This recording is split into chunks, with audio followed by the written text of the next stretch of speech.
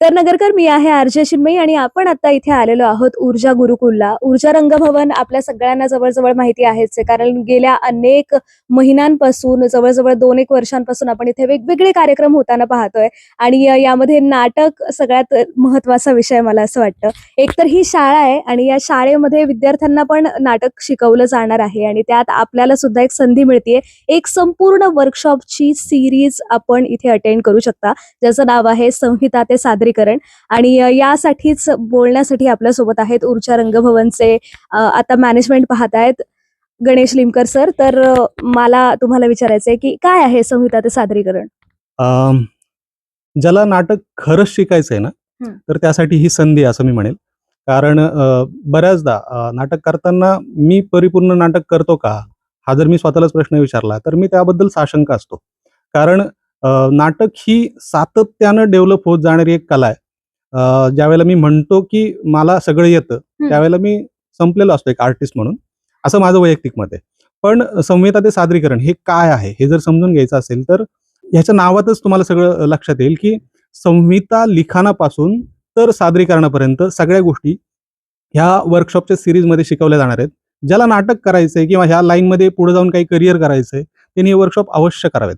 याच्यामध्ये सुरुवात आम्ही करतोय लिखाणाच्या वर्कशॉपपासून, जे की धनंजय सर देशपांडे, जे की महाराष्ट्रभर परिचित नाव आहे. त्यांनी खूप साऱ्या एकांकिका, बालनाट्य, 2 अंकी नाटकं हे तर लिहिलीच आहे. याच्याबरोबर फिल्म लिहिल्यात. त्याच्याबरोबर त्यांचा फिल्म लाईनमधला एक्सपिरियन्स पण खूप मोठा आहे. तर अशा व्यक्तींना जर आपल्याला नगरमध्ये बोलवता येतंय आणि त्यांच्याकडून खूप साऱ्या गोष्टी लिखाणाबद्दल समजून घेता येत आहेत, तर ही आपल्यासाठी मोठी गोष्ट आहे. आता याबरोबरच म्हणजे हा तर झाला लिखाणाचा प्रश्न. त्यानंतर अनेक गोष्टी असतात, जसं आपण आता लाईट्स लावलेले आहेत, प्रकाश योजना आहे, डायरेक्शन आहे, उभं राहायचं कुठे, कलाकाराने काम करायचं कुठे. तर हे कशा पद्धतीने हे स्टेजेस असणार आहेत यामध्ये? ओके. ह्याची सीरीज जी सुरुवात आहे ती साहजिकच लिखाणापासून होते. कारण कुठल्याही नाट्य निर्मितीची सुरुवात ही लिखाणापासून होते. तर त्याच पद्धतीनं ज्या गोष्टी पुढं नाटकासाठी गरजेच्या आहेत, त्या पद्धतीनेच त्या येतील या वर्कशॉपच्या सीरीजमध्ये. उदाहरणासाठी जर मी लिखाणाचा प्रयत्न करतोय आणि जर मला काही गोष्टी अडतायत, तर त्या काय किंवा ह्याच्यावर सोल्युशन काय? मी इथे येऊन अडकतोय, मला माझी गोष्ट मांडता येत नाहीये किंवा गोष्ट मांडण्याच्या काय पद्धती आहेत, त्या सगळ्या आपल्याला त्या वर्कशॉपमध्ये बघायला मिळतील, शिकायला मिळतील. त्यानंतर माझी तीच गोष्ट आहे, पण आता त्यावर मी माझ्या अभिनेत्यांकडून अभिनय कसा करून घेऊ शकतो? त्यासाठीची जी प्रोसेस आहे ती काय असते? किंवा त्या नाटकाला, त्या लिखाणाला मी दिग्दर्शक म्हणून काय काम करू शकतो? तर ह्या गोष्टी पुढच्या वर्कशॉपमध्ये शिकायला मिळणार आहेत, जे की घेत आहेत सचिन शिंदे, जे की तुम्ही जर नाव ऐकलं असेल, तो राजहंस आहे. तर महाराष्ट्रभर गाजलेलं नाटक आहे. प्रायोगिक रंगभूमीवर तुफान प्रयोग झालेत. तर हे नाटक आहे किंवा दगडी भिंत, ही जी नाटकांची जी एक चौफुला, नाट्य चौफुला नावाचा त्यांचा एक प्रयोग सुरू होता, की ज्यांनी झी गौरव पण मिळवला. तर असे सचिन शिंदे, जे की नाशिकचे आहेत, तर ते आपल्याला अभिनय आणि दिग्दर्शन ह्याबद्दल बारकावे आणि खूप साऱ्या गोष्टी आपल्याला शिकवणार आहेत. ह्याची सुरुवात होतीये 25-26 एप्रिल पासून. 25-26 एप्रिलला धनंजय सर देशपांडे वर्कशॉप घेतात. त्यानंतर पुढचं जे वर्कशॉप आहे, तारीख चुकायला नको म्हणून मी परत ह्याच्यात बघून सांगतो. तर 16-17 मेला सचिन शिंदे दिग्दर्शनाचं वर्कशॉप घेत आहेत आणि ह्याची दर 15 दिवसांना एक वर्कशॉप असणार आहे.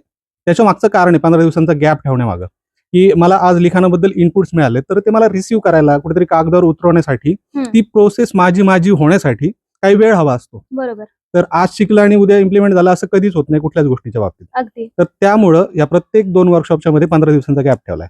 आता दिग्दर्शनाचं वर्कशॉप झाल्यानंतर अभिनय आणि दिग्दर्शन, तर त्याच संहितेला गरज काय पडेल, ते नेपथ्याची. बरोबर. तर हे नेपथ्याचं वर्कशॉप जे आहे ते आमच्याकडे नाना मोरे घेत आहेत, जे की आतापर्यंत ज्यांनी 45-50 फिल्म आरामात केल्या असतील आर्ट डिरेक्टर म्हणून. आणि तरी सुद्धा नाटकाचा कुठली स्पर्धा असेल, मग ते एकांकिका स्पर्धा असेल, राज्यनाट्य स्पर्धा असेल, तर त्याला त्यांचा सक्रिय सहभाग असतो आणि खूप साऱ्या नाटकाच्या टीमला ते मदत करतात. म्हणजे जरी फिल्म लाईन मध्ये काम करत असले, तरी रंगभूमीची नाळ त्यांनी तोडलेली नाहीये, असं मी म्हणेन. ओके. तर ह्या सगळ्या वर्कशॉप्स बद्दल आपण जाणून घेणारच आहोत. सगळ्या लोकांशी आपण गप्पा मारणारच आहोत. पण त्याआधी मी तुम्हाला असं विचारेल, की तुम्ही स्वतः सुद्धा प्रकाश योजनाकार म्हणून काम केलेलं आहे. तर या वर्कशॉप्सची कल्पना नेमकी कशी सुचली, की आपण आता सुरू करायला हवंय बुवा, आपल्याला नगरमध्ये सुद्धा जरी FTI सारखं किंवा NSD सारखं आपल्याकडे नसेल इतकं मोठं प्लॅटफॉर्म, तरीही इथे आपण ते करू शकतो.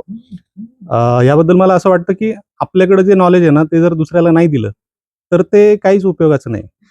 आणि हे मी म्हणेल की हे फक्त माझ्याच बाबतीत नाही तर सगळ्याच सेक्टरमध्ये असेल, नाट्यक्षेत्र असेल किंवा शिक्षण किंवा काही पण. तर मला वाटलं की जे मला येतं ते मी का नाही दुसऱ्यांना शिकवायचं. तर त्याच्याच पुढचं जर वर्कशॉप बघितलं आपण तर त्याच्या पुढं संगीत संयोजन, जे की नाटकासाठी महत्वाची बाब आहे, की तुम्हाला तो मूड क्रिएट करण्यासाठी किंवा नाटकाचा एक ऑरा तयार करण्यासाठी ना संगीताची गरज पडते. राईट. तर ते संगीत कसं असावं, त्याला पण जातकुळी असते का, अमुक एका सीनला ह्याच प्रकारचं म्युझिक का वापरावं, हे खूप सारे प्रश्न प्रत्येकाच्या डोक्यात असतात. तर ह्या प्रश्नांची उत्तर आहे ना संगीत संयोजन या वर्कशॉपमध्ये मिळणार आहे. त्या दिवशी 2 वर्कशॉप असतील. तर संगीत संयोजन आणि सगळ्यात महत्वाचं नाटक आपण शिकलो, केलं, पण त्याच्यासाठी ना व्यवस्थापन पण लागतं. बरोबर. हे बऱ्याच जणांना माहित नाही आणि मग व्यवस्थापनाअभावी एखादा प्रयोग कॉलॅप्स होऊ शकतो असा विचार आपण करू शकत नाही, करत नाही रादर. तर ते पण तेवढंच गरजेचं, हे पण आपल्याला ह्याच वर्कशॉपमध्ये शिकायला मिळणार आहे. तर त्या दिवशी 2 वर्कशॉप होणार आहेत 14 जूनला. पहिलं वर्कशॉप हाफ डे सेशन असेल, की जे शैलेश देशमुख यांनी संगीत संयोजनामध्ये खूप सारं काम केलंय. ते एडिटर पण आहेत आणि ते आपल्याला संगीत संयोजनाबद्दल माहिती देतील. खूप साऱ्या गोष्टी आपल्याला त्यांच्याकडून शिकायला मिळतील. आणि त्याच दिवशी दुपारच्या सेशनमध्ये नाट्य व्यवस्थापन हा जो प्रकार आहे ते काय असावं, कशा पद्धतीनं नाट्य निर्मितीला नाट्य व्यवस्थापन सपोर्ट करतं, या सगळ्या गोष्टी प्रसाद भणगे आपल्याला शिकवणार आहेत. आपण लिहिलेली गोष्ट अभिनय आणि दिग्दर्शनामध्ये कशी मांडता येऊ शकते, त्यामध्ये असं फक्त त्याच गोष्टीवर काम केलं जाईल का तर नाही. तर खूप साऱ्या त्यांच्याकडून इनपुट्स वेगवेगळे मिळतील, की त्यांचे अनुभव असतील. आपण ह्या गोष्टी करून बघूया, या पद्धतीने केलं तर आणखी चांगले होतील, हे त्यांचे अनुभव असतील. मग त्यावर नेपथ्य कसं असावं, हे नेपथ्याच्या वर्कशॉपमध्ये थोड्याफार गोष्टी डिटेलमध्ये मिळतील. त्याच गोष्टीला संगीत कसं असावं याच्याबद्दल पण मार्गदर्शन मिळेल आणि त्यांचे इतर अनुभव पण आपल्याला ऐकायला मिळतील. असंच त्याच गोष्टीला रंगभूषा कशी असावी, राईट. तर हे आपल्याला शिकवणार आहेत चंद्रकांत सायंदाने, ज्यांना आपण सगळेजण आबा या नावाने ओळखतो. बरोबर. तर ज्यांचं महाराष्ट्रभर नाव आहे, त्यांनी खूप साऱ्या सिरियल केल्यात, फिल्म केल्यात आणि हे करत असताना सुद्धा रंगभूमीची नाळ त्यांनी जोडलेली अजून पण आहे. आणि फिल्मचा मेकअप वेगळ्या पद्धतीचा असतो, नाटकाचा वेगळा असतो. हे मला त्यांच्याकडून शिकायला मिळालं, जे की खूप साऱ्या लोकांना त्यांच्या अनुभवातून आणि काय म्हणता येईल त्यांना त्यांचे अनुभव आपल्याला ऐकायला मिळणार आहे त्यावेळेला.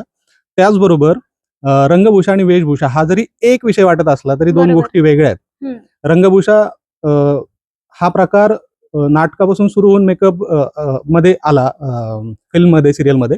तर वेशभूषा काय असावी ह्याबद्दल बरोबर. आपल्याला या वर्कशॉपमध्ये गाईड करणार आहेत कल्पना नवले, ज्यांनी आतापर्यंत ज्या की ललितच्या पास आउट विद्यार्थिनी आहेत. त्यामुळे त्यांच्याकडे ते नॉलेज तर आहेच आहे. त्याच्या बरोबरीने त्यांचं काम जर बघायला गेलं तर मटा सन्मान ऐकला असेल आपण, झी गौरव ऐकला असेल. असे खूप सारे फेस्टिवलला त्या मॅनेजमेंट करतात. ओके. आणि दुसरी गोष्ट त्यांची महत्वाची, की ज्यांनी अशा शोचं मॅनेजमेंट केलंय, तर तिथलं कॉस्ट्युम डिझाईन केलंय आणि नाटकासाठी पण त्यांचा खूप सारा अनुभव आहे. तर नक्कीच त्यांच्याकडून आपल्याला वेशभूषेबद्दल खूप साऱ्या गोष्टी डिटेलमध्ये शिकायला मिळतील. ओके. त्या पुढचा पार्ट जो येतो तो प्रकाश योजना. साहजिक मलाही त्यात इंटरेस्ट आहे आणि मी एक प्रकाश योजनाकार आहे. तर मी त्या वर्कशॉपबद्दल खरं तर क्युरियस आहे. कारण हे वर्कशॉप घ्यायला आपल्याकडे जे येत आहेत ते आहेत, महाराष्ट्रातलं खूप मोठं नाव आहे श्याम चव्हाण. ओके. की जनता आज जर आपण बघितलं तर खूप साऱ्या स्पर्धा महाराष्ट्रभर होतात आणि आपण एक नाव सातत्याने ऐकतो, श्याम चव्हाण, श्याम चव्हाण, श्याम चव्हाण. कोण येते श्याम चव्हाण आणि काय त्यांचं कार्य आहे, प्रकाश योजनेमध्ये काय क्रिएटिव्ह करतात, तर ते आपल्याला मलाही शिकायला मिळणार आहे. तर मी उत्सुक आहे त्याबद्दल, कारण प्रकाश योजना हा असा भाग आहे की एका वाक्यात जर सांगायचं गेलं तर तुम्हाला स्टेजवर अंधार दाखवायचा असेल तरी तुम्हाला प्रकाशाचा सहारा घ्यावाच लागतो. तर हे मला त्यांच्याकडून शिकायला मिळालेलं आहे आणि एकलव्य मी त्यांचं असं म्हणता येईल. तर बघूया, मला इंटरेस्ट आहे त्या गोष्टीमध्ये आणि ह्या सगळ्या वर्कशॉपमधून माझी गोष्ट हळूहळू डेव्हलप होईल आणि त्याबरोबर मला तज्ञांचे इतर सल्ले, की जे त्यांनी त्यांचे अनुभव असतील आयुष्यातले नाटकाबद्दलचे, की जे रंगभूमीवर मांडलेत, प्रयोग केलेत, हे सगळे आपल्याला शिकायला मिळणार आहेत. आणि मग मी जी गोष्ट तयार केली आहे, जी लिहिली आहे, ती गोष्ट शेवटपर्यंत सादरीकरणापर्यंत जाणार आहे. याच्यामध्ये असं म्हणूया आपण की 25-30 ऍडमिशन आहेत लिखाणाच्या वर्कशॉपसाठी आणि त्यातल्या सगळ्याच संहिता सादरीकरणापर्यंत जातील का, तर ते प्रॅक्टिकली पॉसिबल नाहीये. तर मग ग्रुप ऍक्टिव्हिटी म्हणून 10 लोकांची जर टीम बनवली तर 10 लोकांच्या टीममध्ये एक ऍक्टिव्हिटी अशा किमान 3 गोष्टी ह्या सादरीकरणापर्यंत जाणार आहेत. वाव, म्हणजे इतक्या सगळ्या 3 महिन्यांच्या प्रयत्नांनंतर 3 नवीन नाटक कदाचित आपल्याला पाहायला मिळू शकतात. अगदीच, अगदीच, अगदीच. आणि याच्यामध्ये थॉट हा साधा सोपा आहे, की नवीन प्रयोग रंगभूमीवर यावेत. कदाचित म्हणजे ही अतिशयोक्ती बोलू शकतो मी. कदाचित असं होऊ शकतं, की का नाही ह्या संविधा ते सादरीकरणमधून तयार झालेले प्रयोग महाराष्ट्रभर गाजावेत. अगदी का नाही झीपर्यंत किंवा मटा सन्मानपर्यंत जावेत. तर असं होऊच शकतं आणि ते नाही, व्हायला होप्स हवं. असाव्यात, होप्स अगदीच, अगदीच. असाव्यात आणि अशा प्रकारचं जर इतका मोठा जर प्लॅटफॉर्म मिळत असेल ना, तर लोकांनी त्या संधीचं सोनं करायला हवं, मला असं वाटतं. आणि सगळ्यात महत्त्वाचं म्हणजे आपण हे सगळं ऊर्जा रंगभवनला करतो आहोत. तर इथे लोकांनी कसं पोहोचायचं? बऱ्याच लोकांना अजूनही माहिती नाहीये, की समजा ते दुसऱ्या गावाहून आले ओके. आणि त्यांना करायचं वर्कशॉप अटेंड, तर आपण एकदा याबद्दलचं सगळं त्यांना सांगूयात. नक्कीच. ऊर्जा रंगभवन हे केडगाव देवी रोड इथं स्थित आहे. खूप लोकांना प्रश्न पडतो, की हे नगरच्या बाहेर आहे का? तर नगरशी संलग्न आहे असं म्हणूया आपण. स्टँड जे आहे आपलं एसटी स्टँड तिथून हार्डली 5 ते 7 मिनिटात ऊर्जा रंगभवनला पोहोचू शकतो. खूप जवळ आहे. रेल्वे स्टेशनला तर तुम्ही पायी जाऊ शकता. इतकं जवळ आहे. त्यामुळं इथं वर्कशॉप होणार आहे आणि वर्कशॉपची वेळ असेल सकाळी 10 ते 4. ओके. जे वर्कशॉप 2 दिवसांचे ते सकाळी 10 ते 4 असणारच आहेत. जे फक्त सिंगल डे वर्कशॉप आहेत ते असतील सकाळी 10 ते 4. हे पण त्याच वेळेत असणार आहेत. ओके. याची जर फी बघायला गेलं तर ती खूप माफक ठेवली आहे. 3 महिने ही सगळी सीरीज चालणार आहे. जे वर्कशॉप 2 दिवसांचे आहेत, तर त्या 2 दिवसांची वर्कशॉपची फी मिळून ₹2,500 फक्त ठेवली आपण. ज्यामध्ये थिएटर कॉस्ट किंवा इतर कुठल्या सगळ्या गोष्टी इन्क्लूड आहेत. तुम्हाला हे हे हे सॉरी हे कट करू आपण. तुम्हाला याची माहिती जर हवी असेल हां. तर काय करता? ओके. तर हे वर्कशॉप जे आहेत त्याची फी फक्त ₹2,500 ठेवली आहे 2 दिवसांच्या वर्कशॉपची.